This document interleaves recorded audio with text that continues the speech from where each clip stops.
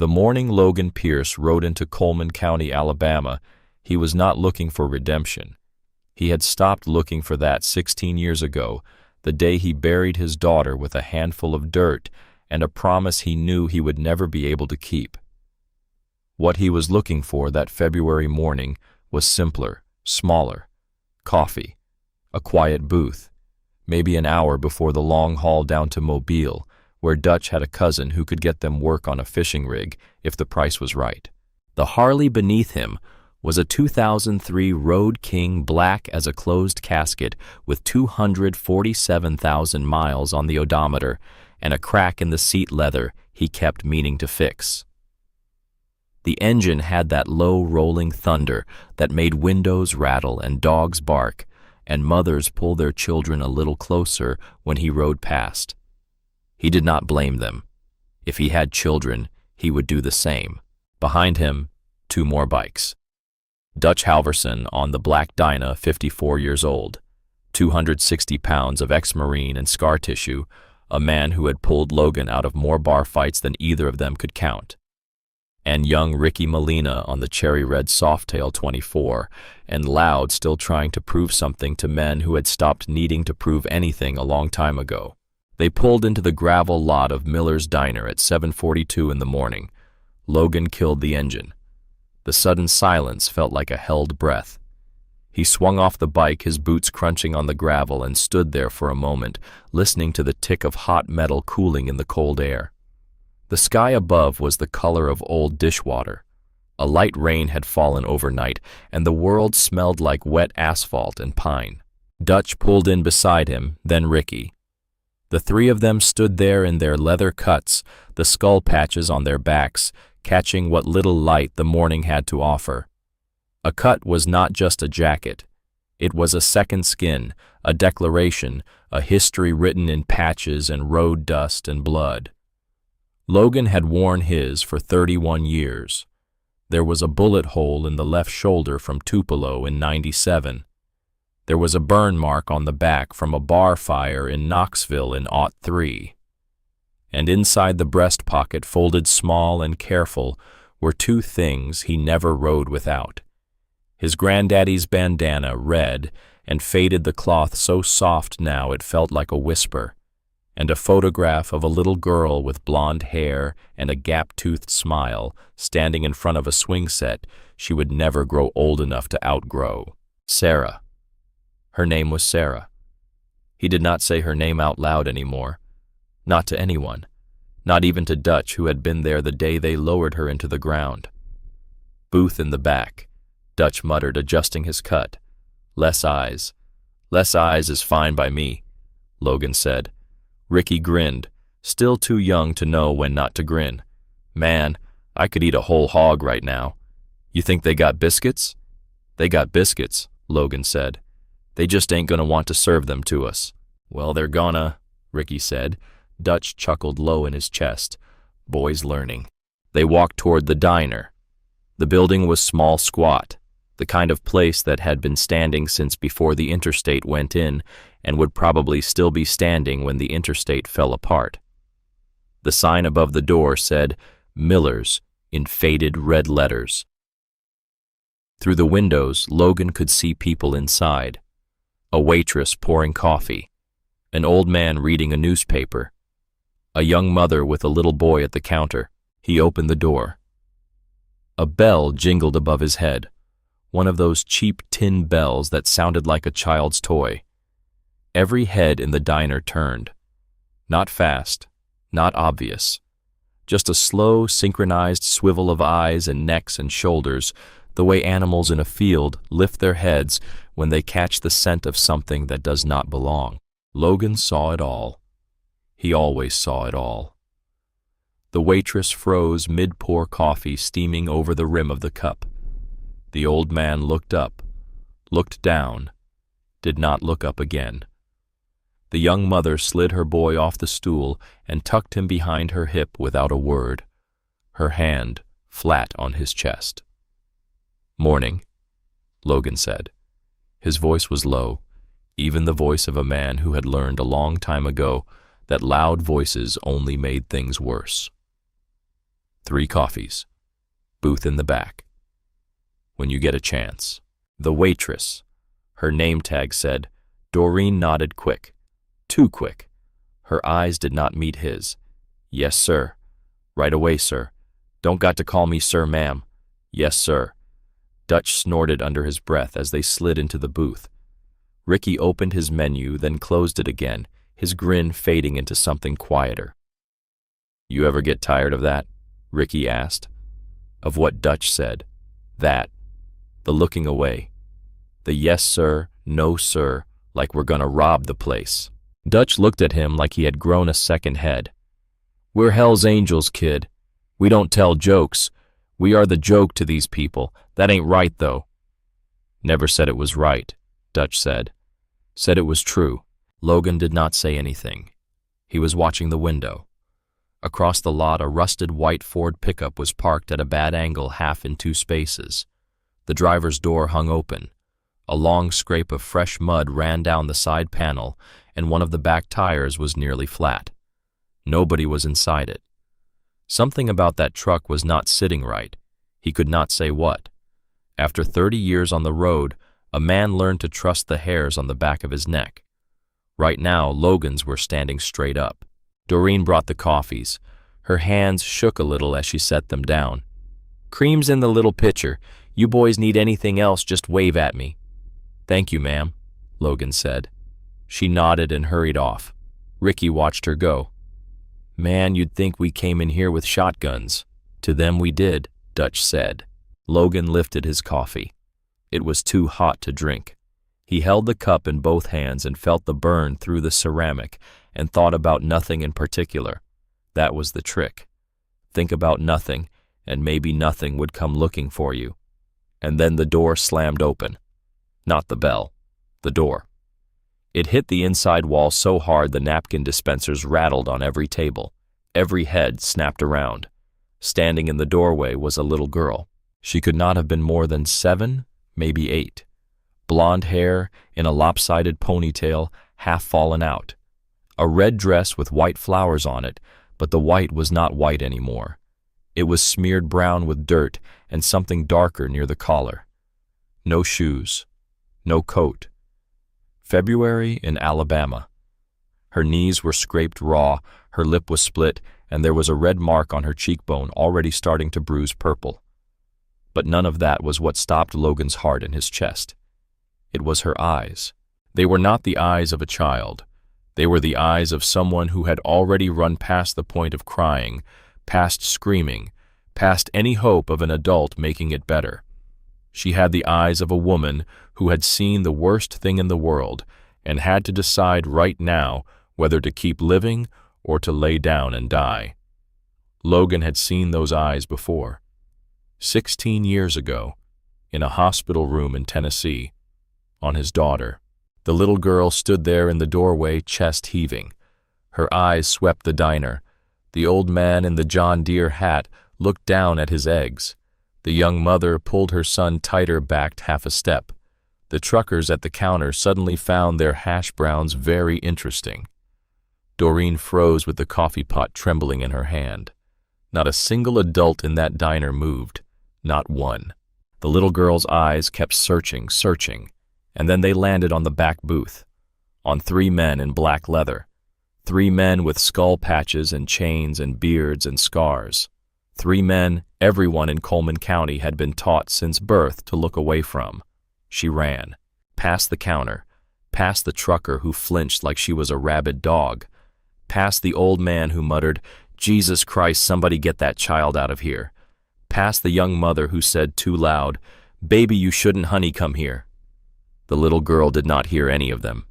She slammed into the edge of the booth, gripping the vinyl with white knuckles, her whole body shaking so hard you could see her collarbones trembling inside that torn red dress. "Please." Her voice was raw, gone, a whisper stretched to breaking. "Please, mister. They're beating my mama. They're beating her real bad. I heard the thing crack and she won't get up no more. And he said he's gonna finish it.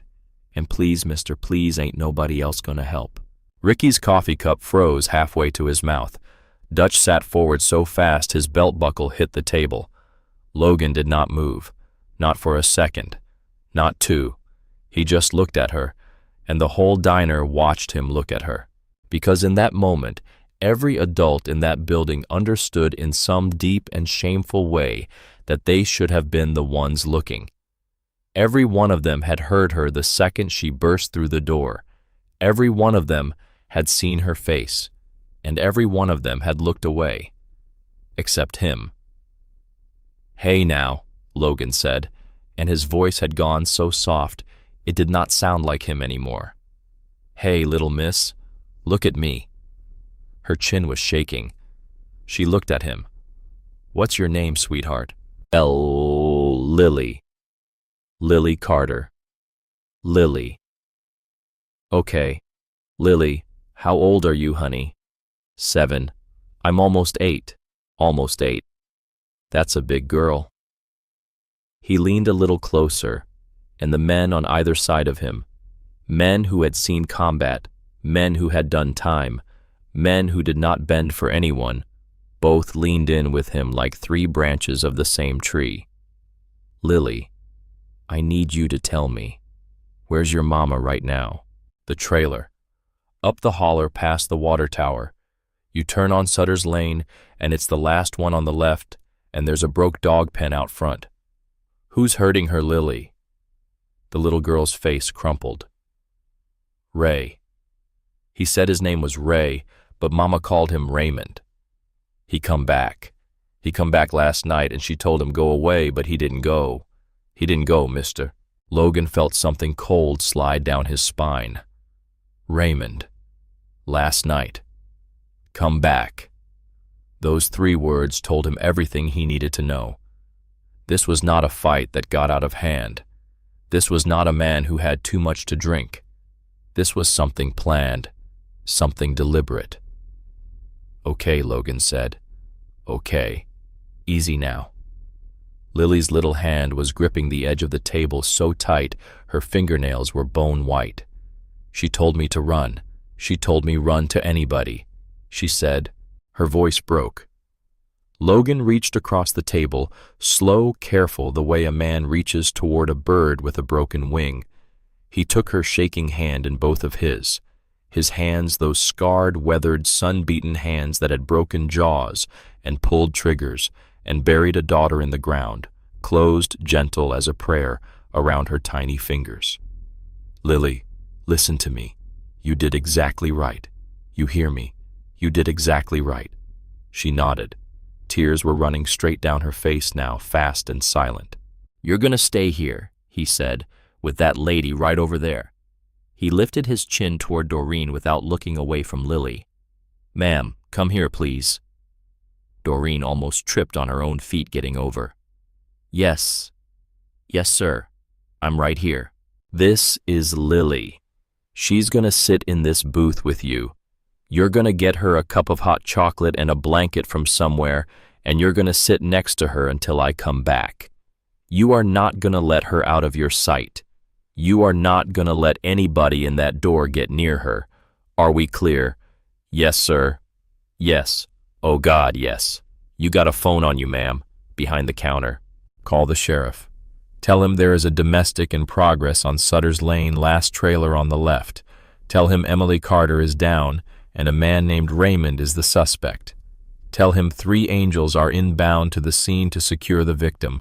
Tell him those exact words. Secure the victim. We are not there to hurt anybody that ain't hurting her. You got that?" "Got it. Got it. Oh Lord, got it.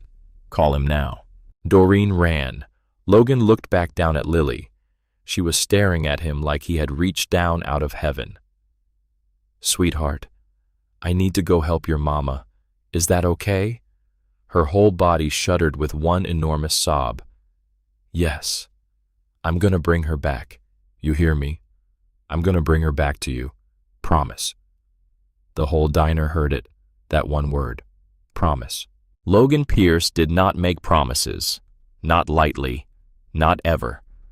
Dutch Halverson, who had ridden with him for 21 years, could count on one hand the number of times he had heard Logan give his word to anybody about anything. Because Logan Pierce had learned young and hard what it cost a man to break a promise. 16 years ago, he had promised his daughter he would be there to pick her up from school. He had promised her. And then he had been late. 8 minutes late. 8 minutes because he had stopped for gas, because the pump had been slow, because he had not thought 8 minutes would matter. When he got to the school, the police were already there. His ex-wife Susan was in the parking lot on her knees screaming. Sarah was in the ambulance. She had run to her mother's car when Logan did not show. Susan's boyfriend, a man named Derek Yates, had been in the driver's seat. Drunk. Again. They had fought. Again. And this time Derek had not stopped hitting until there was nothing left to hit. Logan had been 8 minutes late. Sarah had died in the hospital 3 hours later. He had held her hand. He had told her he was sorry. He had told her he loved her. She had not opened her eyes. She had not said a word. She had just slipped away small and quiet while he sat there holding a hand that was already getting cold. He had made a promise to her that day too, in the hospital chapel alone on his knees. If God or the devil or whatever was up there ever gave him a second chance, if another child ever came running at him with that same look in her eyes, he would not be late. He would not be late. He looked at Lily Carter, 7 years old, blonde hair, split lip, eyes full of terror and something else. Hope. Fragile, desperate hope. "I promise," he said.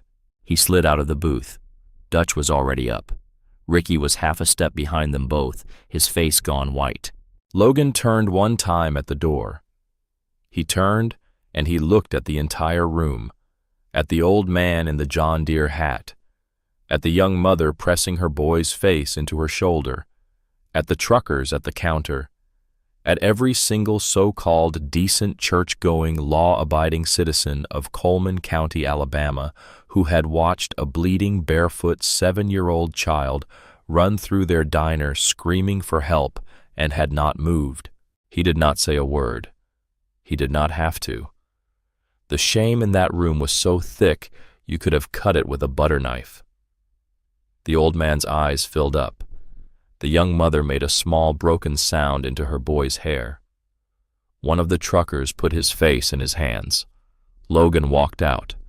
The bell above the door rang, once soft, almost polite. Outside, the 3 Harleys roared to life one after the other, a sound like judgment coming down out of the sky. Dutch wheeled his bike around. Ricky mounted up. "Sutter's Lane," Logan said. "Last trailer on the left. Broke dog pen out front." "Rules?" Dutch asked. Logan pulled on his gloves. His hands were steady. They were always steady when it mattered. "Rules are nobody touches him but me. You hear me, Ricky? Nobody but me. Yeah, boss. You two secure the mama. You get her clear. You put your jacket over her, and you do not let her see her daughter until I say she's cleaned up enough to see her. A kid don't need that memory." "Copy," Dutch said. "And you call out if there's a weapon. You call out loud, 'Copy, let's ride.'" 3 engines opened up at once. The ground shook, and as Logan Pierce leaned his Harley out onto County Road 9, something was happening in his chest that he had not let happen in a long, long time. He was thinking of a little girl. He was thinking of a little girl in a pink dress a long time ago in a different state, in a different life. A little girl who had also run for help. A little girl whose name he never said out loud, not to anyone, not even to Dutch. A little girl he had not been able to reach in time. He had promised himself after her that if God or the devil or whatever lived up in the sky ever gave him a second chance, he would not be late. He would not be late. His knuckles went white on the throttle. The speedometer climbed. 60, 70, 80. Behind him, Dutch and Ricky matched him mile for mile. The wind tore at their cuts. The road blurred beneath them. And in the pocket of Logan's vest, pressed against his ribs, the photograph of Sarah shifted slightly with the vibration of the engine.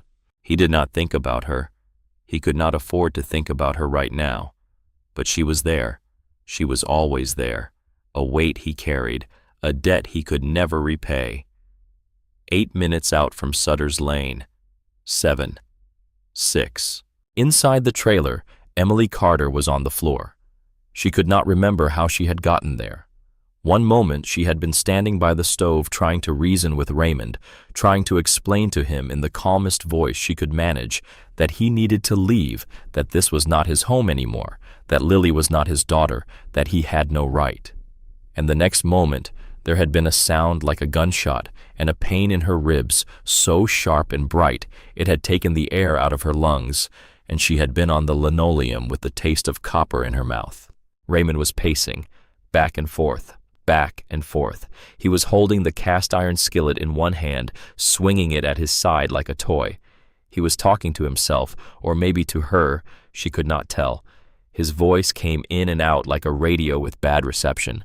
You think you can just throw me away like I'm nothing, like I didn't give you everything, like I didn't take care of you.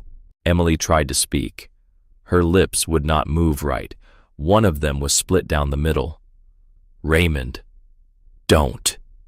He spun toward her, and for a second, just a second, she saw something in his eyes that looked almost like grief. Don't say my name like that, like I'm some kind of monster. I ain't a monster, Em. I'm your family. I'm Lily's family. You know that. You told me that. You're not her family, Emily whispered. You never were. The grief vanished. The thing that replaced it was cold and empty and worse than anger. Where is she gone? Where did you send her gone where you ain't ever gonna find her? The kick caught her in the ribs. She heard something inside her chest go pop, not loud, just a small, wet sound like somebody stepping on a plastic cup, and the world went gray at the edges. She tried to breathe. She could not breathe. There was something wrong with her lungs. There was something wrong with everything. Raymond crouched down next to her. The skillet dangled loose in his hand. His breath smelled like whiskey and rot. Em, look at me. She did not look. Look at me, baby. Come on. It's me. It's Ray. You remember Ray, don't you? From before. From when we was good. We was never good. Oh, now that ain't true. He sounded hurt, like a child whose feelings got stepped on. You loved me. You told me you loved me. Out back of the Dairy Queen, you remember that. You was 17 and I gave you my jacket and you said, I was 17, Emily said. I was a child. You said I love you, Raymond Boyd. That's a fact. That is a goddamn fact. And it don't just go away. And you don't get to just throw that in the trash like it never... It's in the trash. He went still. The whole trailer went still. Say that again.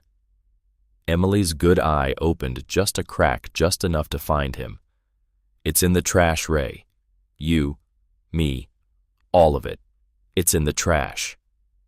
The skillet came up. 3 miles down County Road 9, the lead Harley dropped into a lower gear and accelerated. The 3 Harleys hit Sutter's Lane at 40 miles an hour, and Logan laid his bike down sideways in a cloud of dust that rose 10 feet in the air. He was off the machine before it had even finished sliding. Dutch was right behind him. Ricky vaulted off last, and his boot caught on the foot peg, and he almost went face first into the dirt, but Dutch grabbed the back of his cut and hauled him upright without breaking stride. Cover the back, Logan said. Quiet, calm, the kind of calm that scared men. Dutch side window, Ricky back door. If he comes out, you put him down. You do not let him pass you. You do not kill him.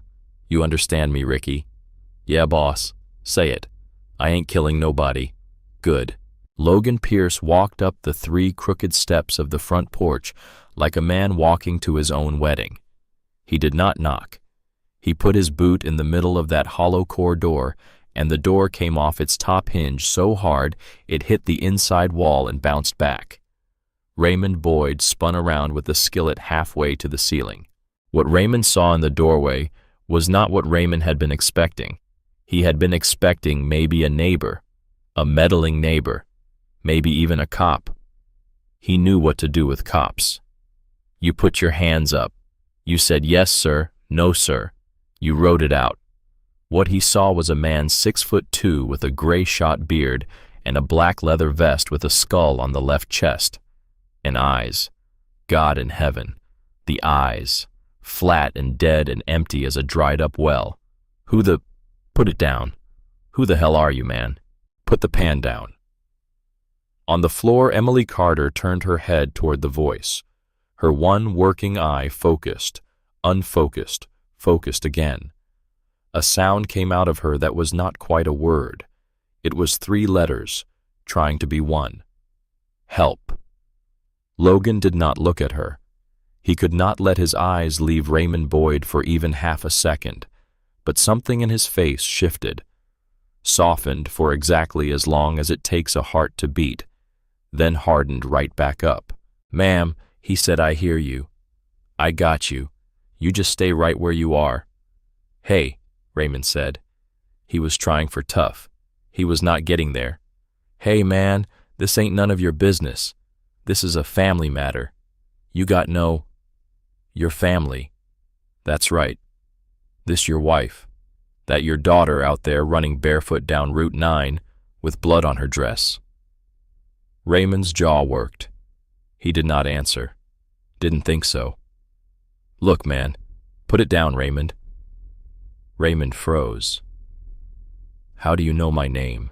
Your little girl told me your name. Logan took one step into the trailer. She told me a whole lot of things, Raymond. She told me you come out of Holman 18 months ago. She told me her mama told you to go away and you didn't go. She told me you said you was going to finish it. Another step. She told me that while she was crying so hard she couldn't breathe, Raymond. She told me that. I didn't. She's 7 years old. And for the first time, the flat thing in Logan's voice cracked just a little.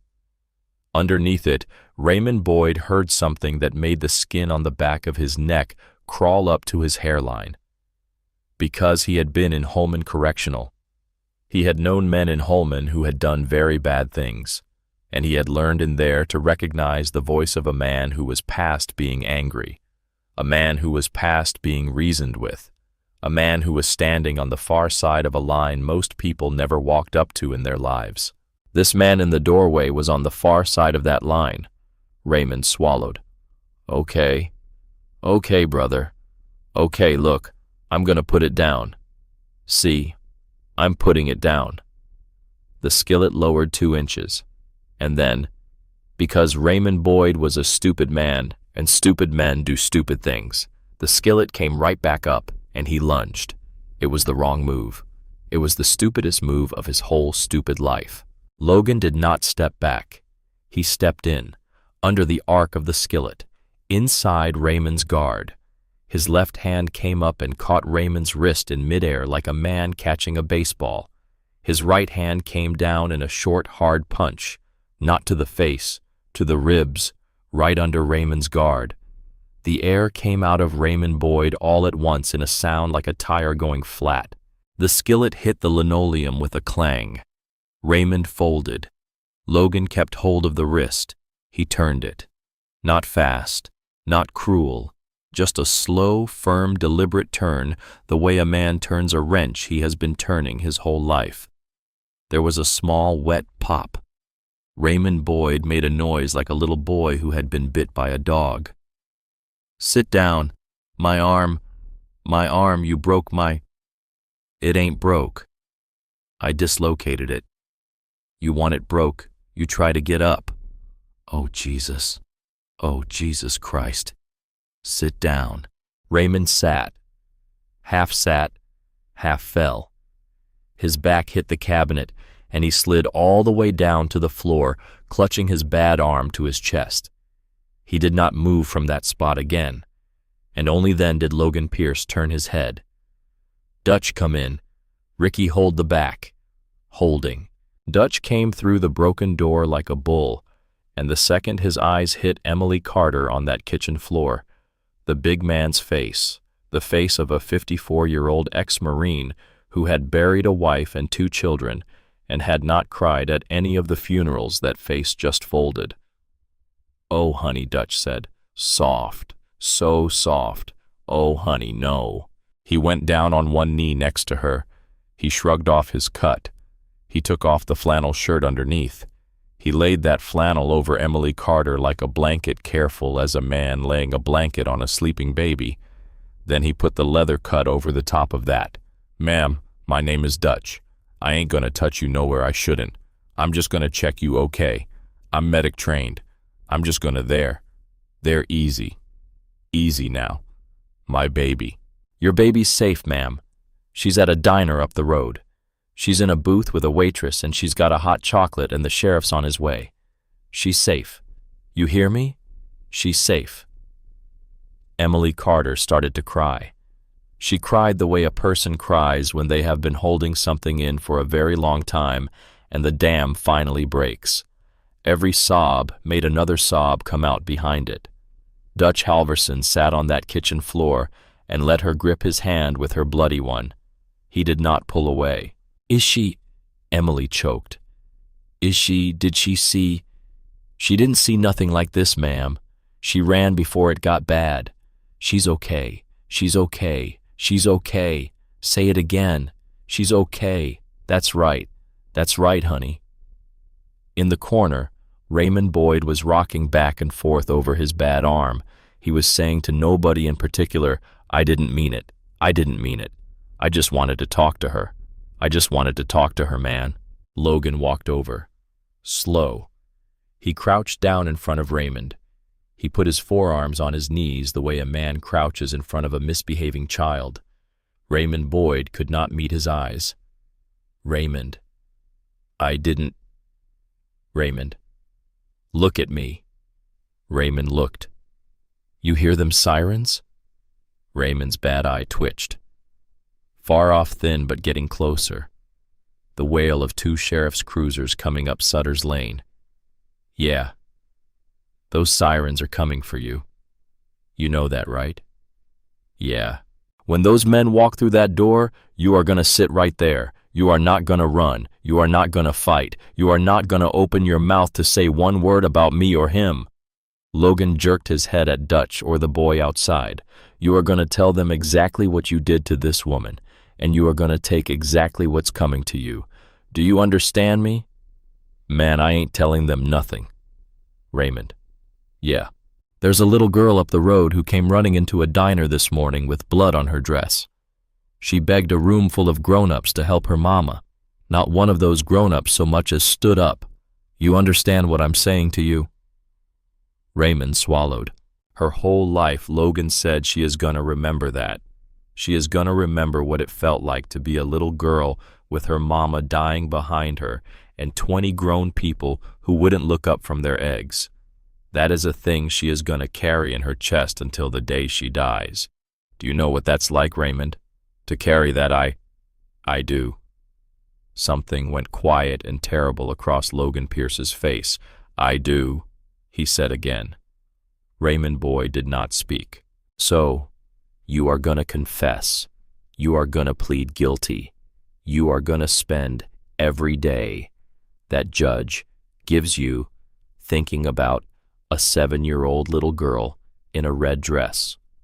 Because if you don't, if you drag that baby up onto a witness stand and make her live through it one more time, I am gonna know. You hear me? I am gonna know. And I know a lot of men, Raymond. In a lot of places, including the place you just came out of. Raymond's face went the color of old milk. Do we understand each other? Yeah. Yeah, man.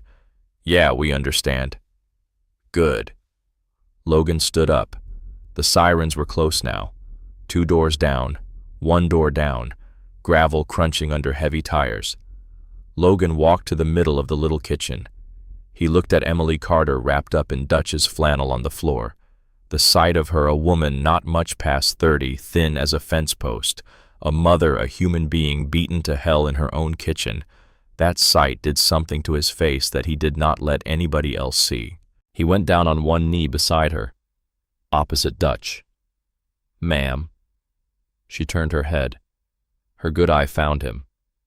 My name's Logan. Logan. Yes, ma'am. Your daughter came and got me. Your little girl is the bravest little girl I have ever met in my life, and I have met a few." Emily Carter tried to speak and could not. "You rest," Logan said. "The ambulance is behind those cruisers. You're gonna be all right. And me and my brother here and that fool boy out back, we ain't going nowhere till we see you loaded up and rolling. You hear me? Yes. And when you wake up in that hospital, your baby's gonna be right there in the chair next to your bed. I'm gonna put her there myself." Her hand came out from under the flannel. She reached for him. He took it. "You saved—" "No, ma'am," I answered the door. "Your baby saved you. Don't you ever forget that." And in that moment, in that exact moment, with his left hand wrapped around a bleeding mother's hand on a kitchen floor in Coleman County, Alabama, the front door that Logan had kicked in filled up with uniforms. Coleman County Sheriff hands where I can see them. Logan did not let go of Emily's hand, but his other hand came up, slow, flat, visible, fingers spread. "Deputy," he said, calm as Sunday morning. "My name is Logan Pierce. My brother here is Dutch Halverson. There is another brother at your back door named Ricky Molina. The woman on the floor is Emily Carter. The man in the corner is Raymond Boyd. Mr. Boyd came home drunk from a bar and beat Ms. Carter half to death in front of her 7-year-old daughter, who ran up the road to Miller's Diner and asked my brothers and me for help. We came. We stopped him. He is not seriously injured. He has a dislocated shoulder, which he gave himself when he swung a cast-iron skillet at my head. Miss Carter needs an ambulance. The little girl is in a booth at Miller's Diner in the care of a waitress named Doreen, waiting on her mama. We are cooperating fully. We are not armed. We will put our hands wherever you would like them." "Sir." The deputy in the door, a young man with a blonde mustache and a name tag that said Pruitt, stood there with his sidearm half drawn and his mouth slightly open.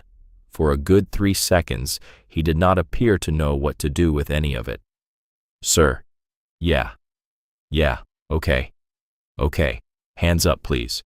All 3 of y'all, just so my boys can clear the scene." "Yes, sir." Logan let go of Emily's hand. He stood up. He put his hands behind his head. Dutch put his hands behind his head. Out back, when a second deputy came around the corner and said, "Hands," Ricky Molina put his hands behind his head too and said, "Yes, sir." "No, sir," even to the officer, and he did not so much as twitch. The 3 most feared men in Coleman County stood still as statues in the wreckage of Emily Carter's kitchen, while Deputy Pruitt's partner called in the ambulance and cuffed Raymond Boyd and read him his rights. They did not argue. They did not run. They did not so much as lower their hands without asking. And Deputy Pruitt, looking at them, really looking at them for maybe the first time in his life, felt something move in his chest that he was going to think about for a long, long time. Out on the road, the ambulance came screaming around the bend. 7 miles up County Road 9, in the back booth of Miller's Diner, a little girl named Lily Carter, wrapped in a waitress's cardigan, finally took 1 sip of her hot chocolate. Just one, because she had heard somewhere, somehow, in that way children hear things adults do not hear, the faint, far-off sound of sirens heading the right direction down the valley. And for the first time since she had slammed through that diner door an hour ago, she let herself believe. Just a little. Just a sip's worth. That a man in a leather vest had meant what he said. The ambulance came to a stop in the gravel drive. 2 paramedics were out the back doors before the tires had finished turning. A woman with short gray hair and a man barely older than Ricky. They moved fast. They had done this 1,000 times. "Ma'am, my name is Carol. I'm a paramedic. Can you tell me your name?" Emily." "Emily. Hi, honey. We're gonna get you on this board real careful, and then we're gonna take you to the hospital. Can you tell me where it hurts the most?" "My side. My ribs." "Okay. Okay, sweetheart. I see you. I see you." Dutch moved back so they could work. He stood up. He did not put his flannel shirt back on. He left it on Emily Carter because he was not going to be the man who took a blanket off a woman in the middle of the worst morning of her life. Logan watched the paramedics slide the backboard under her. He watched Carol count softly. 1, 2, 3. Easy now. Easy. Good girl. Good. And he watched Emily Carter bite through her split lip, trying not to scream when they lifted her. She did not scream. She made a small sound high in her throat. Then she turned her head toward Logan. "My baby, I'm getting her." "Logan." "Emily, look at me." The paramedics paused. Carol looked up annoyed for half a second. Then she saw the thing happening between those two people, and she held her breath and held her hand still. "I'm gonna put your daughter in that ambulance next to you," Logan said. "Before those wheels roll out of this driveway, that little girl is gonna be holding your hand. Do you hear me? You can't. They won't let. They're gonna let." "Logan, Emily, trust me one more time. You already trusted me once today. You trust me one more time." Her eye closed. She nodded. Just barely. Logan turned. Deputy Pruitt was standing in the doorway with a notepad in his hand and an expression on his face that said he was a decent young man trying very hard to process what he had walked into. "Deputy. Sir, that little girl is at Miller's Diner. She's been there 45 minutes with no mama and no daddy and a bunch of strangers. She needs to be here. She needs to be in that ambulance. I'd like to go get her." Pruitt hesitated. "Sir, I'm gonna need you to... there's a protocol." "Deputy Pruitt, I am asking you, man to man. That is a 7-year-old child sitting in a public diner right now. Her mama's about to be driven to a hospital 23 miles away. If that child wakes up tomorrow morning in a motel room with a social worker, she is going to carry that for the rest of her life. You let me bring her here. I will follow your cruiser the whole way there and the whole way back. You can cuff me to the steering wheel if you want. But that baby needs to put her hand in her mama's hand before that door shuts." Pruitt's jaw worked. He looked at Emily on the backboard. He looked at Dutch standing there with no shirt on because he had given it to a stranger. He looked at Raymond Boyd cuffed in the corner whimpering about his arm. Then he nodded. "Once. Follow me. Keep it under 40. Don't make me regret this." "Yes, sir." "And Pierce, sir. Leave the other two. They'll stay." 2 minutes later, the cruiser pulled out of the drive with its lights on and no siren. One black Harley fell in behind it. They went up Sutter's Lane the way they had come down, dust rising behind them in the cold morning light.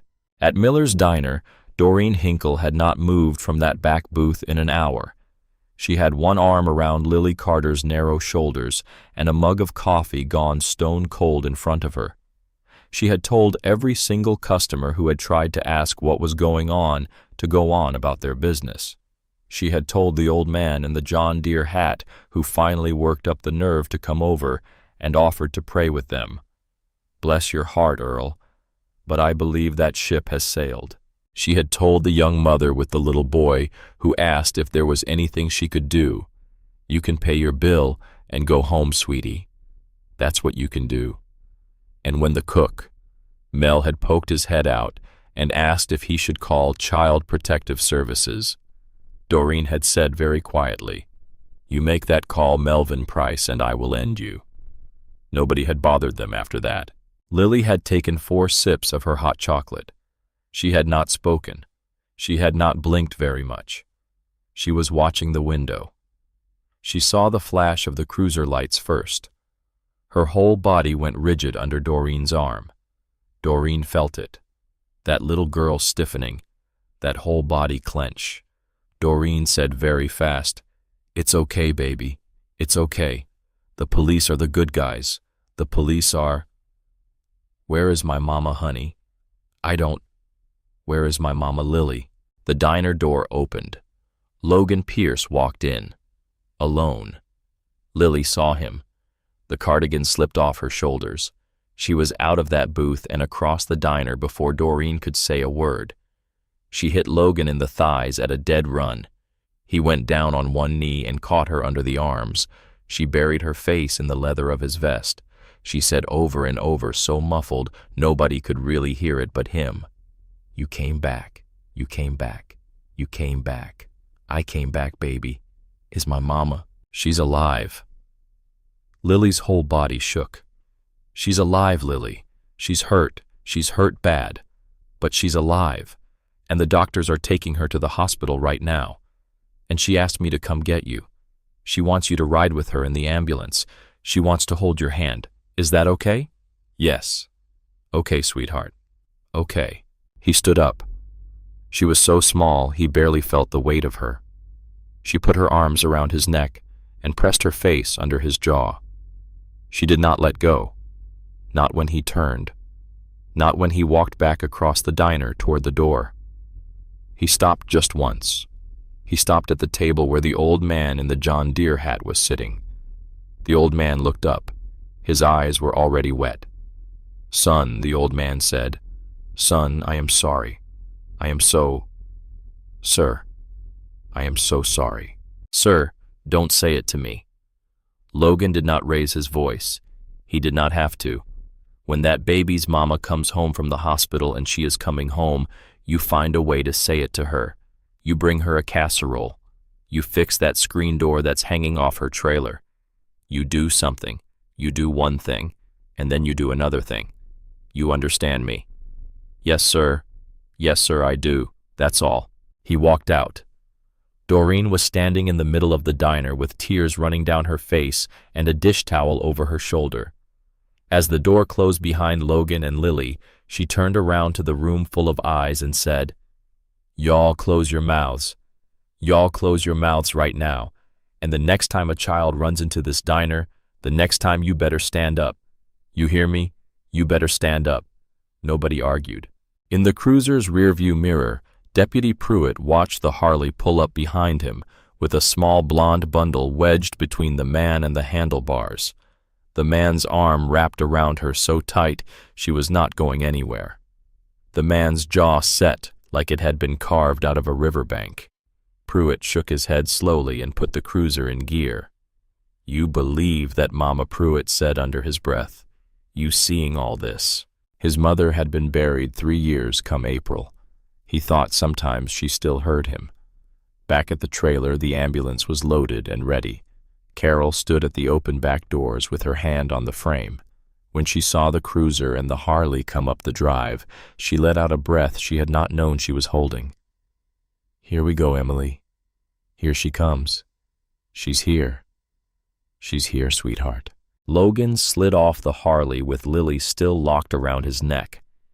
He walked her to the ambulance. Carol reached out. Lily shrank back 1 inch. Baby Logan said, "Baby, this lady is a nurse. She's helping your mama. She's a good one. You're gonna let her lift you up into the truck, and then you're gonna see your mama." "Okay, you come in too." Everyone froze. Logan looked at Carol. Carol looked at Pruitt. Pruitt looked at the ground. Baby Logan said very gently, "They can't let me in the ambulance. It's only for family. Your family." Something happened in the back of the ambulance. A wet, cracked sound. Emily Carter had heard it. Emily Carter was crying again. Logan closed his eyes for 1 second. Just one. Then he opened them. "Deputy," he said, not turning around. "I'm asking you." Pruitt put his hand on the back of his neck. He chewed the inside of his cheek. He looked at the gray sky for help and did not find any. "Carol," Deputy Pruitt said, "you got room, I got room. He rides with her." "Yes, sir." "Pierce, sir, don't touch nothing. Don't say nothing. You give my paramedics 1 ounce of trouble and I will personally shoot you in the foot and call it self-defense." "Yes, sir." "Get in." Carol took Lily under the arms. Lily let her. Carol lifted her up into the ambulance as light as lifting a sack of flour. The instant Lily's feet hit the floor of that truck, she saw her mother. Taped up, bandaged, strapped down on that backboard. One eye swollen shut, lips stitched now. An IV in her arm. She did not scream. She did not flinch. She did not cry out. She walked to the side of that stretcher. She took her mother's hand in both of hers. She bent down. She put her forehead against her mother's forehead. She said, I'm here, Mama. I'm here now. I'm here. I'm here. I'm here. Emily Carter's good eye leaked tears sideways into her hair. My girl. My brave, brave girl. I'm here, Mama. Logan climbed in last. He sat on the small bench seat across from the stretcher, his boots planted wide, his hands folded between his knees. He did not reach out. He did not speak. He just sat, a silent witness, the way a man sits at a bedside in a hospital chapel. Carol closed the back doors. The ambulance pulled out. 23 miles to Coleman Regional Medical Center. Logan did not know it yet, but during those 23 miles, 3 things were already starting to happen that were going to tear the lid off the town of Coleman, Alabama. The first thing was this. Melvin Price, the short-order cook at Miller's Diner, had stepped out behind the dumpster to smoke a cigarette about the time Logan had walked back in to fetch Lily. Melvin, a stringy man with bad teeth and a nephew who did some online videos, had his phone in his hand. He had his phone in his hand the entire time Logan had walked out with that little girl wrapped around his neck. He had filmed it, all of it. He had filmed Logan stopping at the old man's table. He had filmed Logan telling the old man to fix her screen door. He had filmed Doreen yelling at the diner, and he was at that very moment sitting on the closed lid of a 5-gallon pickle bucket behind the diner, uploading the whole 22 minutes of footage to his nephew's YouTube channel with the shaky thumbs of a man who knew bone deep that he had something. The second thing was this. Deputy Junior Pruitt, driving the cruiser in front of the ambulance, had keyed his radio on the way out of Sutter's Lane and told dispatch in a voice that would have sounded perfectly flat to anyone who did not know him that they had a domestic resolved one in custody. Victim transported, 3 civilians assisted on scene. Request you call the sheriff direct on this one. Over. And dispatch, knowing Junior Pruitt's voice the way only small-town dispatchers know voices, had passed it straight up the chain. By the time the ambulance pulled into the hospital loop, Sheriff Earl Dorset was already pulling his boots on at his house on Fern Hollow Road, saying to his wife, I gotta go in Ruthie. Something happened out at the Carter place. And the third thing was this. Raymond Boyd, sitting handcuffed in the back of the second cruiser, watching the ambulance pull away with his ex-girlfriend and her daughter, and a man in a leather vest inside it had started to cry. Not fake cry, not sorry I got caught cry. He was crying the ugly, shuddering cry of a man who was suddenly finally too late looking at the thing he had done. And he was saying through the snot and the tears and the pain of his dislocated shoulder, I didn't mean to. I didn't mean to. Oh God, I didn't mean to, over and over, while the deputy in the front seat said nothing and drove. In the back of the ambulance, Emily Carter had fallen asleep. The medication had done its work. Carol had her fingers on Emily's pulse. The pulse was steady. Blood pressure was climbing back up where it belonged. Carol said very quietly to the little girl still holding her mother's hand, She's gonna be okay, sweetheart. She's just resting. Lily nodded. She did not let go. Honey, Carol said, can I check you real quick? Just look you over. You got some scrapes on your knees. I fell, Lily said. When I was running. I bet you did. I bet you ran like the wind. I ran fast as I could. I know you did, baby. I know. Carol cleaned the scrapes. She put 2 Band-Aids on. Lily did not take her eyes off her mother the whole time. When Carol was done, she sat back on her heels. She looked across the rocking ambulance at the man in the leather vest who had not said a word the entire ride. Sir Carol said, I'm gonna say something. And I don't care if it's against any of your rules or my rules or anybody's rules. Logan met her eyes. Thank you, Carol said. Her voice cracked right down the middle. Thank you. I've been doing this 16 years. I've been to a lot of these calls. I have watched a lot of women die on this floor right here, and I am thanking you on behalf of every mama who didn't get what this mama got today. Thank you." Logan did not answer right away. He looked at the closed eye of Emily Carter. He looked at the blonde head of Lily Carter pressed up against her mother's shoulder. He swallowed twice. "Ma'am," he said finally, and his voice was rough, "I ain't the one to thank. You look at that little girl right there. You thank her. That child is the bravest person in this truck." "Yes, sir." The ambulance turned into the hospital loop. Back at Miller's diner, the old man in the John Deere hat, whose name was Burl Jenkins, who had been a high school math teacher for 34 years before he retired, who had not missed a Sunday at First Baptist since his wife passed in 2009, stood up from his booth. He walked to the register. He paid his check with a 20 and told Doreen to keep the change. Then he walked outside to his truck. He sat in the driver's seat for a long time without starting the engine. He was thinking about his own granddaughter. She was 7 years old. She lived in Huntsville. He had not seen her since Christmas. And in that moment, in that exact moment, Burl Jenkins understood, with a clarity that felt like a blade going in between his ribs, that if his granddaughter had ever run into a diner bleeding and scared, and if he had been sitting in that diner, and if she had run past him, and if he had looked down at his eggs, he would have deserved whatever hell was coming to him. He started the truck. He drove straight to the hardware store. He bought a new screen door. He bought hinges.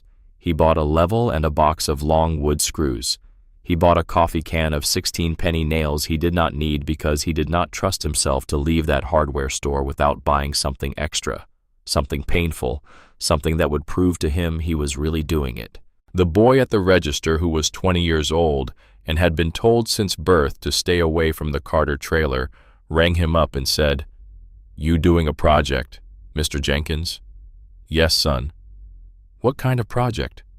Burl Jenkins looked at the boy for a long moment. "The kind I should have done 20 years ago," he said. He walked out to his truck. He drove toward Sutter's Lane. At Coleman Regional Medical Center, the back doors of the ambulance opened. The nurses came out with a gurney. They wheeled Emily Carter in through the automatic sliding doors. Lily walked beside the gurney with her hands still wrapped around her mother's fingers. Behind them, one step behind, hat in his hand, head bowed, walked a big man in a leather vest with a skull on the back. Every nurse and every orderly and every visitor in that hospital lobby turned to stare at him as he came through the door, and not one of them in that moment was afraid of him. Not one. The charge nurse at Coleman Regional was a woman named Marlene Tuck. Marlene Tuck had been running that emergency room for 19 years. She had seen every kind of Friday night. She had stitched up bar fights. She had held the hand of a farmer who had lost 3 fingers to a combine. She had worked the night the school bus went off the bridge out on Route 41. She did not talk about that night. Not ever. Not even to her husband. She was not a woman who rattled, but when she looked up from her clipboard and saw a 6'2" biker in a Hells Angels cut walking 3 steps behind a gurney, holding a barefoot 7-year-old girl's hand, Marlene Tuck froze. "Ma'am," Logan said, stopping at her station. "I know how this looks. Do you?" "Yes, ma'am. The little girl's mama just got brought in. The little girl ain't got nobody else here. I would like to sit in the waiting room with her until somebody from her family shows up or until the sheriff or social services tells me to go. I will sit right over there. I will not go past this desk. I will not touch anything. I will not say a word to anybody I don't need to say a word to.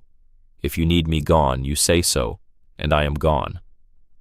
Marlene looked at him for a long count of 3. "Sir," she said, "what is your name?" "Logan Pierce, ma'am." "Mr. Pierce, that child is holding your hand."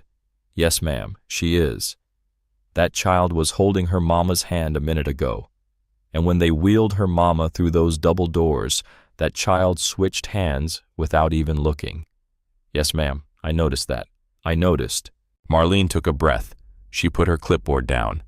"You sit in that chair right there, the green one. You do not move from that chair until I tell you you can move. You keep her quiet. You keep her calm. If she needs the bathroom, you wave at me and I will walk her. Do we understand each other, Mr. Pierce? Yes, ma'am, we do. Go on. He went. The green chair was cracked vinyl and squealed when he sat in it. Lily Carter climbed straight up into his lap like she had been doing it her whole life. She did not ask. She did not wait. She just climbed up, curled into him, and pressed her ear against the middle of his chest. What are you doing, sweetheart? Listening to your heart. Why's that mama always told me if a man's heart sounds steady, he's a good one. If it's fast, he's scared. If it's too slow, he's lying. Logan Pierce, who had not smiled in a while, almost smiled. How's mine sound? Steady. Your mama's a smart woman. I know. She fell asleep 3 minutes later with her cheek flat against his vest, breathing through her nose like the exhausted child she was. Logan Pierce sat in that green vinyl chair with a little girl asleep on his chest and did not move a muscle for the next hour and 40 minutes. Nurses walked by. Doctors walked by. A janitor pushed a yellow mop bucket past him twice. An old couple came in with a grandfather who was having chest pains. The grandmother saw the biker with the little girl. She opened her mouth to say something to her husband, then she just closed it. One by one, the people in that waiting room stopped staring. One by one, they started nodding at him, small and polite, the way you nod to a man in church. At the 1 hour mark, a woman in a gray suit walked up to the green chair. Mr. Pierce. Ma'am, my name is Dana Holloway. I'm with Child Protective Services. Logan's arms tightened just barely around the sleeping child. I'd like to speak with you, please. Outside. Ma'am, I can't get up. She's asleep. You wake her up. She's going to think her mama died. Dana Holloway paused. She looked at the child. She looked at the man. She pulled up another vinyl chair and sat down across from him, knees almost touching his. All right, Mr. Pierce, she said much more quietly. Then we talk here. All right. I have spoken with Deputy Pruitt. I have spoken with the paramedic Carol Briggs. I have spoken with a waitress named Doreen Hinkle. I have a pretty clear picture of what happened this morning. Yes, ma'am. Emily Carter is going to be all right. She has 3 broken ribs, a broken orbital bone, a concussion, and she needs surgery on her left hand. She's going to be in this hospital for at least 4 days. Her only living family is a sister in Mobile who is on her way up but will not arrive until tomorrow afternoon at the earliest. Yes, ma'am. Lily has nowhere to go tonight, Mr. Pierce. Logan was quiet. Mr. Pierce, I need you to understand. I cannot release a minor child into the care of a man she met 3 hours ago. No matter what that man did for her today, no matter how many lives he saved, no matter what her mother says when she wakes up, that is not something I am permitted to do, and it is not something I would do if I could. Yes, ma'am, I know that. She is going to go into emergency foster care tonight. I have a very good family. The Hendersons out past the county line.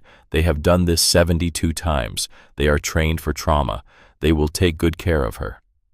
Logan nodded one time. I would like... Dana went on, and her voice got softer. If you are willing, I would like you to be the one who tells her. Logan looked down at the blonde head on his chest. Ma'am, I know. Ma'am, that child ran to me because nobody else would look at her. I know, Mr. Pierce. I promised her I was going to be there when her mama woke up. I know that too. I don't break promises to kids. Dana Holloway sat back in her chair. She was 46 years old. She had been doing this job for 21 years. She had been called a kidnapper more times than she could count, and a hero, exactly none. She looked at Logan Pierce. She saw a man who was holding a child he had not fathered like he had fathered her. She felt something in her chest that she had long ago learned to ignore. She did not ignore it this time. Mr. Pierce, she said, tell me something. Have you ever been arrested? Yes, ma'am. For what? Bar fight in 94, bar fight in 97, drunk and disorderly in 2002, 1 DUI in 2005 that I don't make excuses for. Any charges involving children? No, ma'am. Never. Domestic violence? No, ma'am. Weapons pocket knife on a plane in 2008. That was stupid. Drugs? No, ma'am. Anything in the last 10 years? Parking tickets? Donna Holloway chewed her pen. Mr. Pierce, this is not a thing I can do, but the Hendersons live 40 minutes from here. It is going to take me at least an hour to get a caseworker out to drive her. If in that hour Emily Carter wakes up in recovery, and if in that hour she asks for her daughter, and if in that hour her daughter is somewhere else, that is going to set this child back in a way I cannot put words to. Yes, ma'am. So here is what is going to happen. You are going to sit in that chair. That child is going to sleep on you. When her mother wakes up, I'm going to personally walk you both back to recovery. You will have 10 minutes with Emily Carter. You will tell her what I have just told you. Emily Carter will sign a paper authorizing the Hendersons. Then you will walk Lily to my car. You will put her in the back seat, and you will tell her that you will see her tomorrow. Will I see her tomorrow? You will see her tomorrow. I will personally arrange it. Supervised. In this hospital. In her mother's room. You have my word. Your word's enough for me, ma'am. I know it is. She stood up. Mr. Pierce. Ma'am. The things people say about your kind are going to stop being said in my presence starting today. She walked away. Logan closed his eyes. For the first time since Lily Carter had slammed through that diner door 6 hours ago, he let himself breathe all the way out. Out in the hospital parking lot, Dutch and Ricky had just pulled in. They had finished giving their statements at the trailer. Deputy Pruitt had thanked them in a voice that sounded very much like a man who had grown up a full 2 inches in one morning. He had told them they were not being charged with anything, and he had told them, and this was the part Dutch was going to remember the rest of his life. You boys ride careful on the way to the hospital. That little girl's gonna need all 3 of you, not just him. Dutch parked the Dyna. Ricky pulled in next to him. Ricky took his helmet off. His hair was wild. His eyes were red around the edges. Dutch. What? That was. I know it was kid. I've seen fights. I've been in fights. But that weren't a fight, Ricky. That was a man doing what needed doing. Ricky wiped his face with the back of his wrist. He was trying not to let Dutch see him do it. Dutch. Yeah. That little girl. Yeah, kid. That little girl, man. That little girl come running at us. Us, Dutch. Us. Dutch Halverson stood in that parking lot with his leather cut hanging open and his flannel shirt gone and his big belly rising and falling slow under a white undershirt. He looked up at the gray Alabama sky for a long moment. She come running at us because she knew Dutch said. Knew what? Knew what we are underneath. What are we underneath, men, boy? Just men. Same as anybody. Dutch clapped Ricky on the shoulder. They walked into the hospital.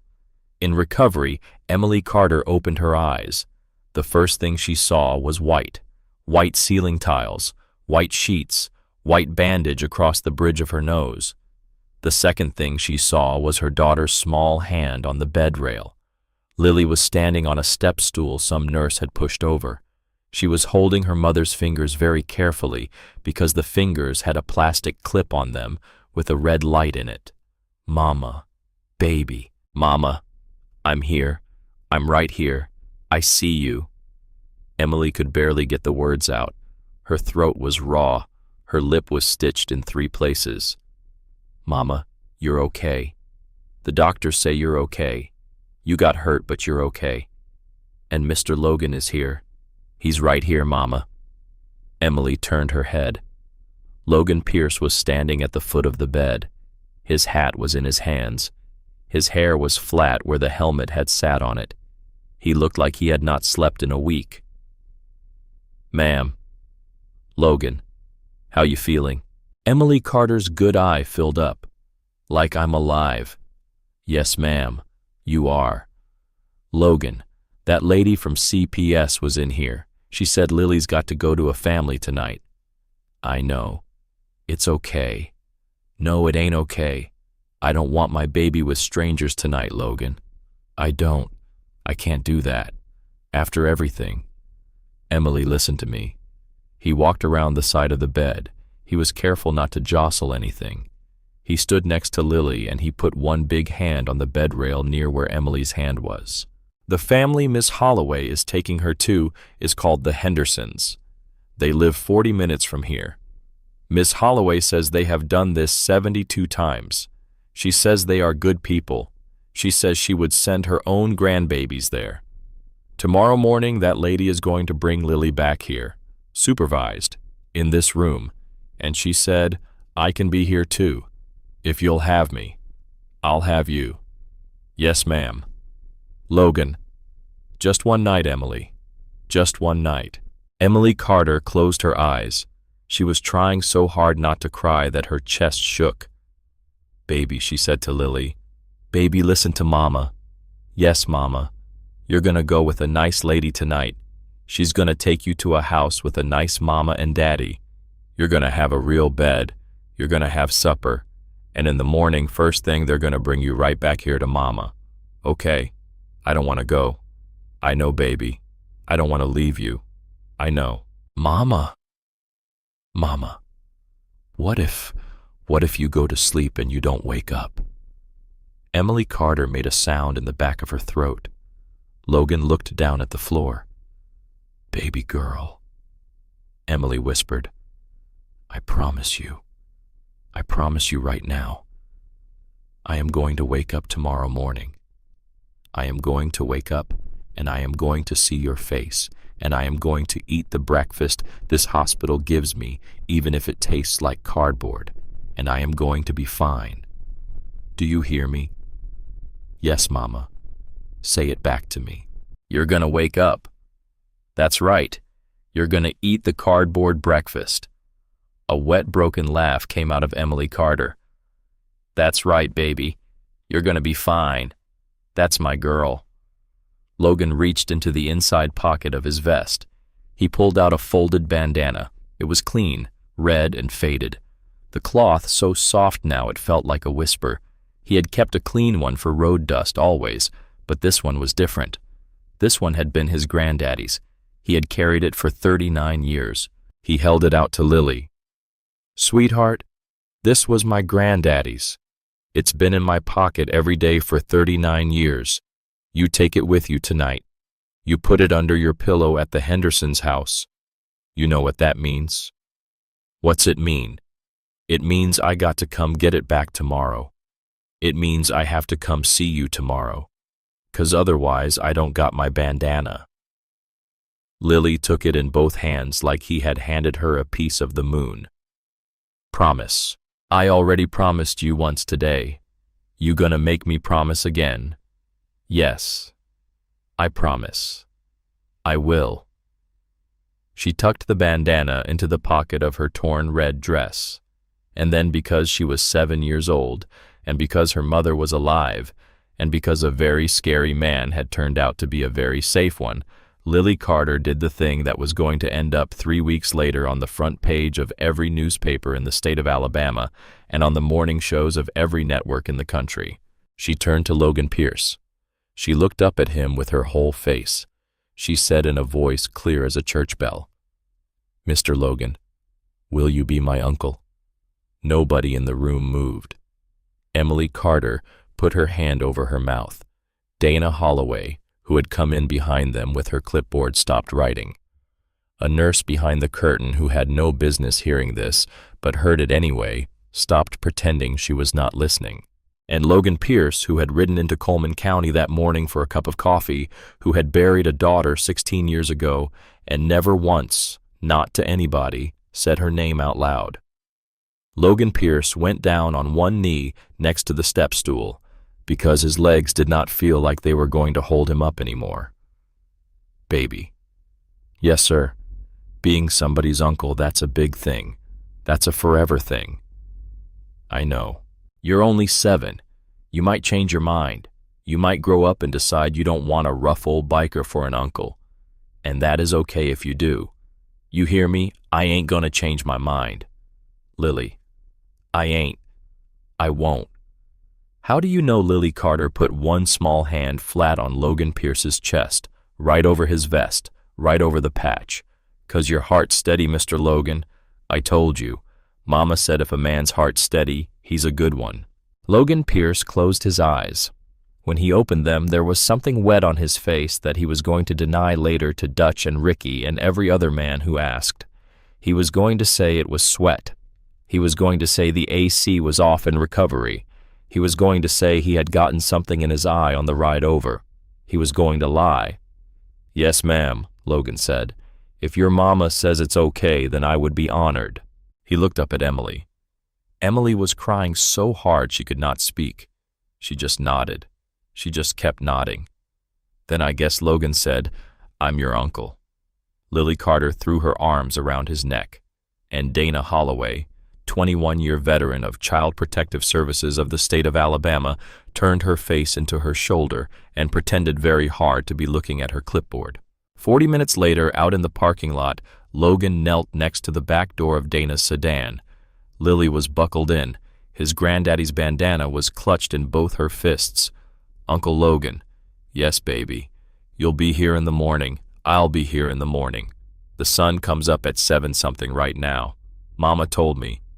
7:12. I checked. You'll be here by 7:12. I'll be here by 7:12. Promise. Baby, I already promised. Promise again. I promise. She nodded. She leaned her head back against the seat. She closed her eyes. She was so tired it looked like somebody had let the air out of her. Dana closed the door quietly. Mr. Pierce. Ma'am, you understand what you just did up there? Yes, ma'am, I do. That child is going to hold you to that word for the rest of her life. Yes, ma'am. I'm going to let her. Dana Holloway got in her car. She started the engine. She drove away. Logan Pierce stood in the middle of the parking lot until the taillights disappeared around the bend. Then he walked across to where Dutch and Ricky were leaning on their Harleys. 2 cups of gas station coffee in Dutch's hands. A third one sweating in Ricky's. Dutch held out the coffee. Brother Dutch. You all right? Logan took the cup. He did not drink it. He stood there with it in his hand, steam rising into the cold Alabama evening. He looked back at the hospital. Dutch. Yeah, I just became an uncle. I heard. Ricky told me. That CPS lady told him on her way out. Yeah. How you feeling about it? Logan. Pierce was quiet for a very long time. Dutch, he said finally. Do you remember what I told you the night we buried her? The night we buried my little girl. Dutch's throat worked. I remember, brother. I told you if God ever sent me another one, I would not be late. Yeah, Logan, you told me. He sent me another one, Dutch. Yes, he did. And I wasn't late. No, brother. You weren't. Logan Pierce took a sip of the coffee. It was bad. It was the worst gas station coffee in the state of Alabama. He drank it anyway. Out on the road, the first of the news vans was at that very moment pulling off the interstate onto the exit for Coleman. Because a video shot from behind a dumpster by a short-order cook named Melvin Price had in the last 4 hours been viewed 1,263,000 times on the internet. And by morning, the whole country was going to know the name Logan Pierce. By dawn the next morning, Logan Pierce was in the hospital parking lot at 6:45. He had not slept. He had not even tried. He had sat up all night in a truck stop booth 20 miles south of Coleman with Dutch and Ricky drinking coffee that nobody was tasting, saying very little, checking his watch every 11 minutes. At 6:58, a small gray sedan pulled into the loop. The back door opened.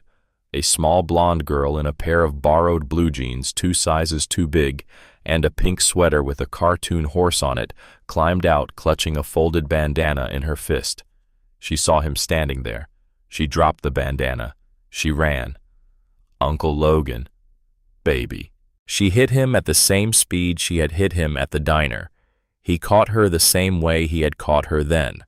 When he straightened up with her on his hip, Dana Holloway, who had watched a lot of things in her 21 years, stood next to her car with her hand over her mouth for a second before she picked up the bandana and walked it over. 7:12. Mr. Pierce, sun's up. Yes, ma'am. Cutting it close. You're early. Ain't early enough. Upstairs, Emily Carter was awake. She had been awake since 5. She had asked the nurse for a mirror at 5:30. The nurse had told her gently that maybe today was not a mirror day. Emily had said, "Ma'am, I don't care what my face looks like. I just need to see it ain't bleeding no more when my baby comes in."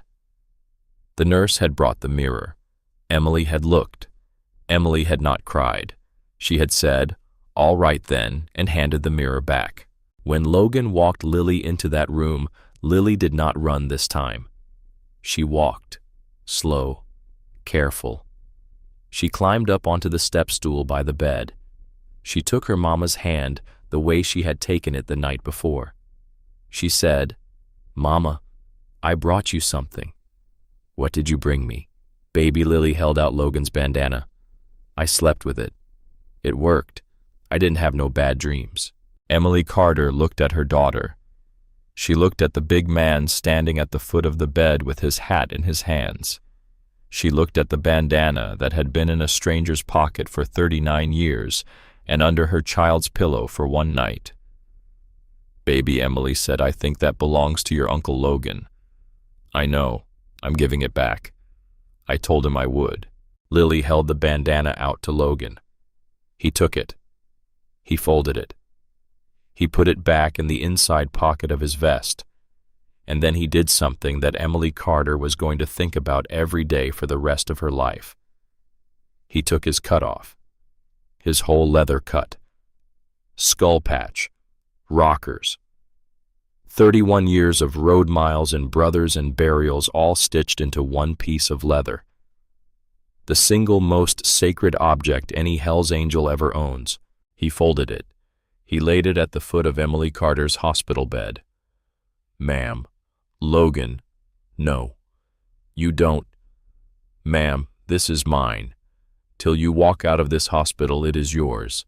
Anybody walks through that door and gives you trouble, anybody from the news, anybody asking questions, anybody at all, you put your hand on it. You don't got to say a word. They will leave. Logan. And when you walk out of here, Emily Carter, you bring it down to the lot yourself. 'Cause I ain't gonna ask for it back. You're gonna hand it to me." Emily Carter closed her good eye. A tear ran down into the bandage. "Okay, Logan." "Yes, ma'am." By 9 that morning, the video was at 3 million views. By noon, 6. By the time the local evening news came on at 5, the number was past 12 million. A producer from a morning show in New York was on the phone with Sheriff Earl Dorsett, trying to get a statement. Sheriff Dorsett, who had been in law enforcement since 1981, who had arrested his share of bikers, who had told his own grandkids to stay away from them. Harley boys more times than he could count. Sheriff Dorsett sat in his office in the county courthouse with the phone pressed to his ear and listened to a polite young woman ask him if the events depicted in the video were accurate. "Ma'am," Sheriff Dorsett said, "I've been doing this 44 years. "Yes, sir. I have arrested members of that particular motorcycle club on 3 separate occasions in my career." "Yes, sir. And I am going to tell you something right now. You can put it on the television or not. I don't care. What happened out on Sutter's Lane yesterday morning, that was the cleanest rescue of a domestic violence victim I have seen in my 44 years. Those men did everything right. They called dispatch before they went in. They secured the suspect without killing him. Which, ma'am, I will be honest with you, if it had been me walking into that trailer and seeing what they saw, I don't know that I would have been able to say the same. They did not destroy evidence. They did not impede my deputies.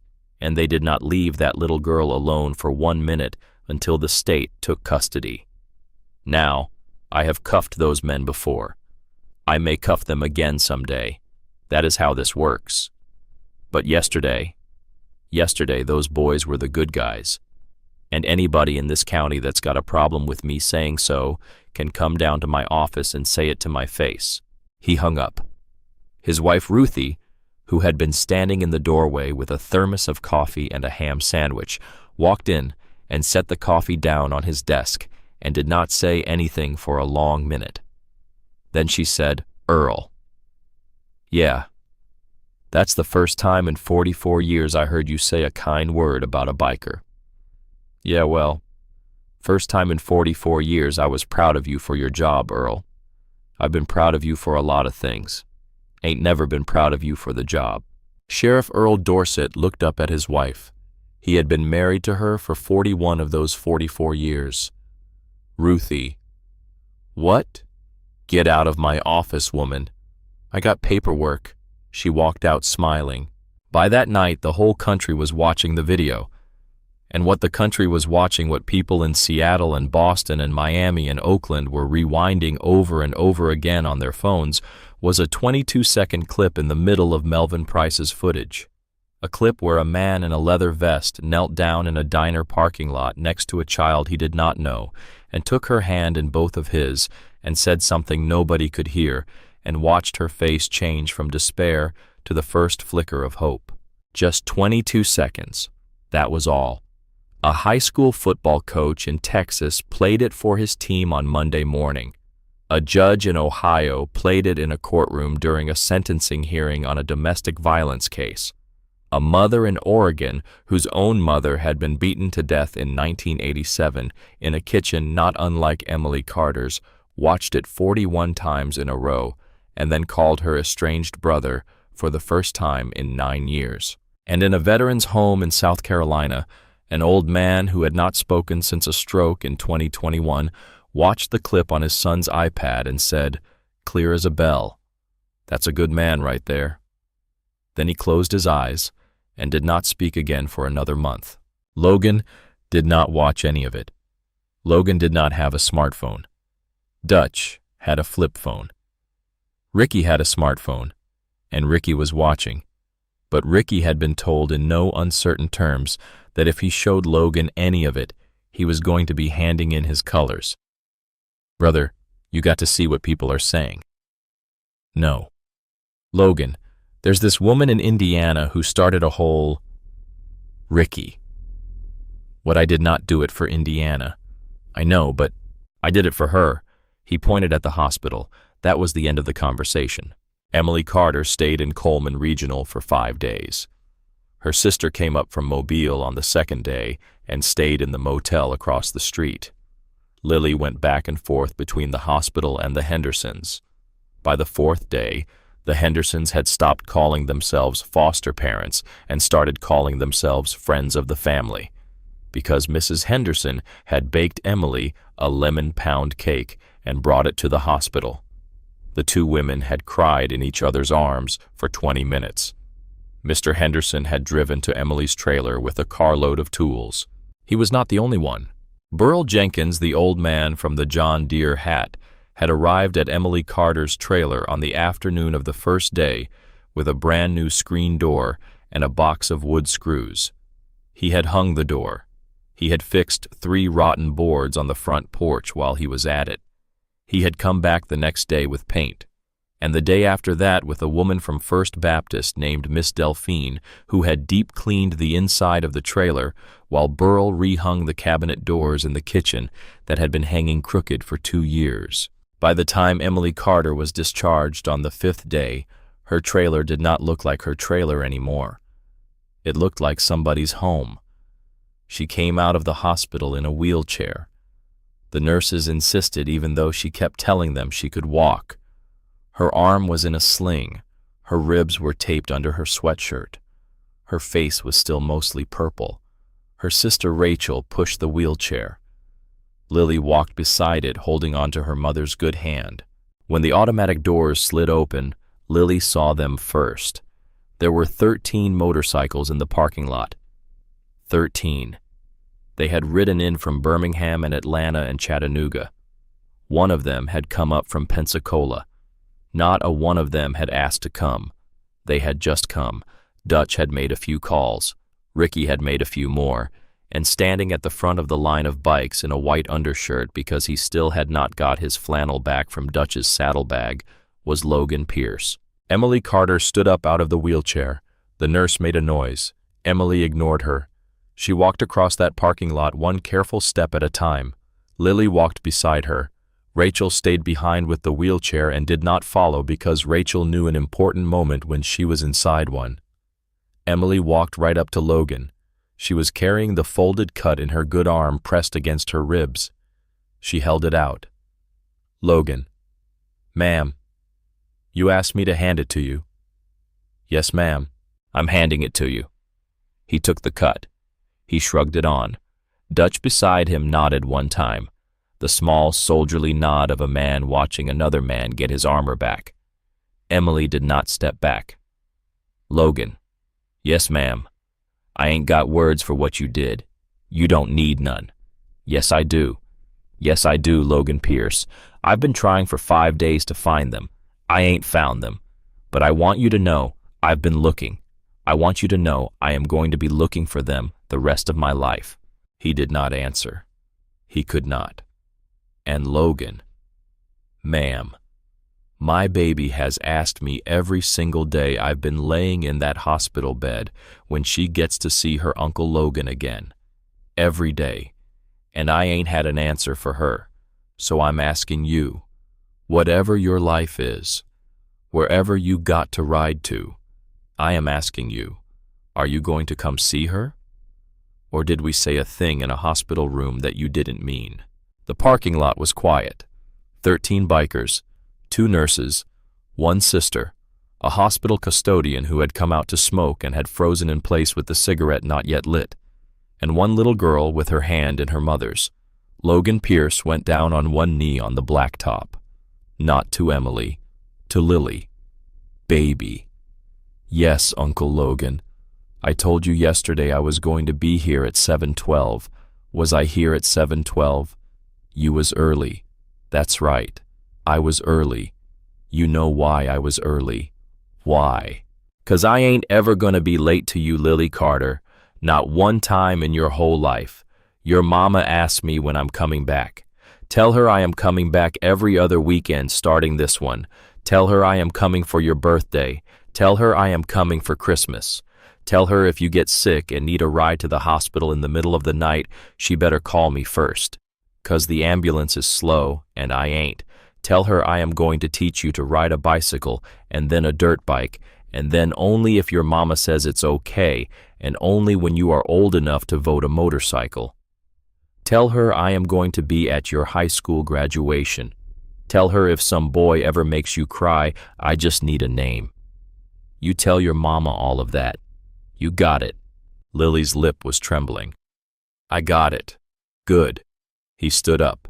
Emily Carter was crying so hard her sister had walked across the lot and put an arm around her waist to keep her standing. "Ma'am," Logan said. "Does that answer your question?" "Yes, Logan. Yes, it does." "All right, then." He looked at the 12 men behind him. "Boys, we got a trailer to finish and a grocery run to make. Let's ride." They rode. 6 months later, a reporter from a national magazine drove down to Coleman, Alabama, to write the story of Lily Carter and the bikers. She sat at a booth in Miller's Diner with Doreen, who told her almost nothing useful and charged her $11 for a coffee. She sat on a porch swing with Burl Jenkins, who told her he would rather not have his name used, and then cried for 20 minutes while telling her his name could be used after all, because his granddaughter deserved to know what her grandpa had done to try to make it right. She sat in an office with Sheriff Dorset, who told her, and it was a direct quote the reporter used in the final piece, that he had been wrong about a lot of things in his life, but the worst thing he had been wrong about was people. And she sat in the living room of a freshly painted single-wide trailer on Sutter's Lane, drinking sweet tea with Emily Carter, while Lily sat on the floor coloring. "Ma'am," the reporter said, "Miss Carter, in your own words, what did those men give you that morning?" Emily Carter thought for a long time. "They didn't give me my life," she said finally. "Logan Pierce gave me my life, But them boys, all of them, they gave me something I think I needed more. What was that? They gave me back my faith. In men. In this town. In my own self. In whatever's up there running the show. I had give up on all of it, and they give it all back in one morning. From the floor, Lily looked up. Mama. Yes, baby. Show her the picture. Baby, the lady don't want to. I want to, ma'am, the reporter said. Emily Carter got up. She walked to the little bookshelf by the TV. She took down a cheap plastic frame. She handed it to the reporter. Inside the frame was a child's drawing, pencil and crayon. It showed a little girl in a red dress, a man in black kneeling on one knee in front of her with one big hand holding both of hers. Behind them, drawn in careful crayon, 3 motorcycles. At the bottom, in a 7-year-old's crooked print, it said, "The day my uncle came." The reporter swallowed. Miss Carter, does Mr. Pierce have a copy of this? Yes, ma'am. Where does he keep it? Emily Carter smiled for the first time in the whole interview. He keeps it in the inside pocket of his vest, she said, right next to his granddaddy's bandana, right next to the only other picture in there. The only other picture. Emily's voice went soft, the way voices go when they are carrying something heavy and they know it. A long time ago, Logan Pierce had a little girl of his own. He lost her. He don't talk about it. Dutch told me one night on the porch when he'd had a beer too many. He said Logan carried her picture in that pocket for 16 years all by itself. 16 years. And now there's 2. The reporter wrote that down. She wrote it down exactly. And when her piece came out 3 months later in the December issue of a magazine that sat on coffee tables all over the country, the last line of that article was, word for word, "For 16 years there was one picture in that pocket. Now there are 2. The second one is held there by the same thing that held the first, a promise a man made to a child and kept." The magazine sold out in 9 days. A copy of it sat for the rest of Emily Carter's life on the shelf in her living room next to the plastic frame with the drawing in it. And every other weekend, without fail, for the next 11 years through elementary school and middle school, and the first 2 years of high school, through scraped knees and bad report cards and one broken heart in 10th grade, that did in fact result in Logan Pierce calling a young man's father, 3 Harley-Davidson motorcycles pulled into the gravel drive of a single-wide trailer on Sutter's Lane. A little girl, and then a not-so-little girl, and then a young woman ran out the front door every time. She ran the same way she had run through Miller's diner that first morning, not scared anymore, never scared again, just fast. And the man who had been early on the second day of her life was early every time after that for the rest of his, because he had learned the hard way a long time ago that when a child cries out for help, you do not hesitate, you do not flinch, you do not look away. You answer. You answer, and you keep answering every day for the rest of your life. That is what Logan Pierce did. That is the story of the bikers of Coleman County, and that is the truth.